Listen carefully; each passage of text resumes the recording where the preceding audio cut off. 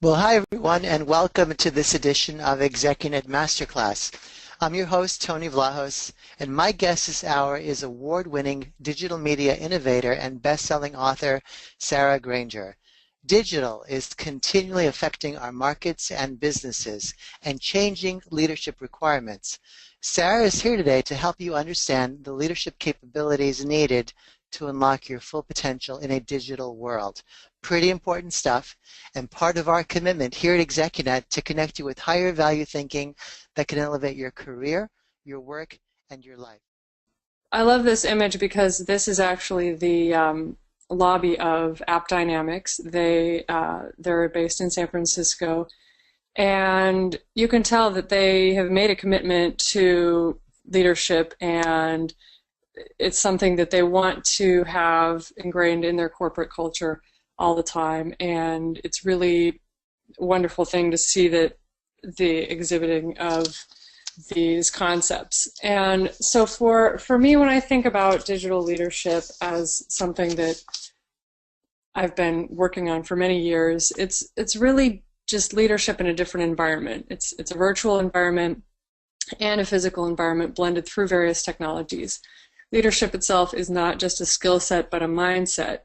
So we'll be discussing both strategies for putting yourself in the mindset of being a good digital leader, as well as tactics and tools for achieving leadership goals in a virtual space. In today's digital world, new styles of leadership are required. It's no longer top-down versus bottom-up. It's more of an exchange of ideas. Now we're able to collaborate and partner in a constant state. One of the people that I know well in the political space who works on economic policies, she put it like this. She said, leadership is always some kind of conversation in the digital age. And I think that there's a lot to be said for that.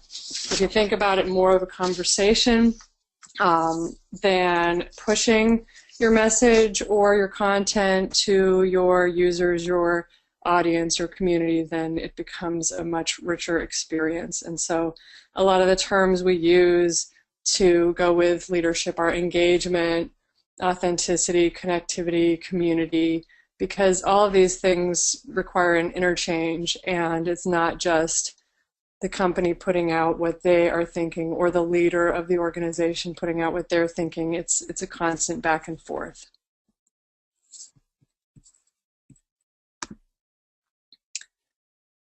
So a lot of people I meet who are active leaders in business and politics ask why having a presence online is important and why they need it. The basic reasons are as follows. Our lives are being lived increasingly online, and therefore there's an expectation that our leaders are there too.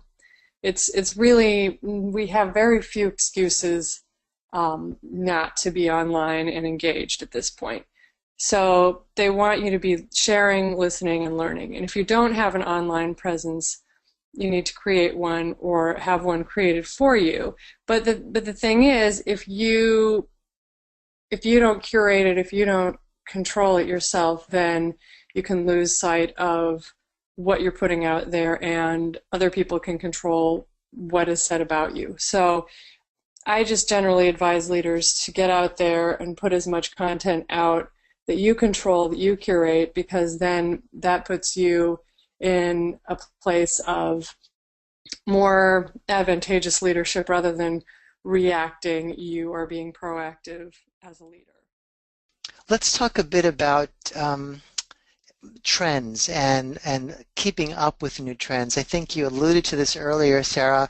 It's near impossible, right, to know everything that's coming at us daily and sometimes multiple times a day. But are there certain destinations you could recommend to our listeners today for keeping on top of new technology trends, new trends in how to lead digitally? Other places, aside from, of course, your amazing book, are there other places online that we could turn to and get at least a pretty good drip of information that is trusted that will help us move forward? Sure, yeah, that's a good question. I actually have a slide on that I didn't include, but the sites that I generally recommend are Mashable. They have a lot of good information. They usually keep it updated well. Social Media Today is another good one, and Forbes has a channel on social media as well. So those are the ones that, I mean, if you want to some of it, if you want to keep up on the companies, then TechCrunch is a good place. But I think in terms of the technology and the social advancements themselves, those are the three places I would look for.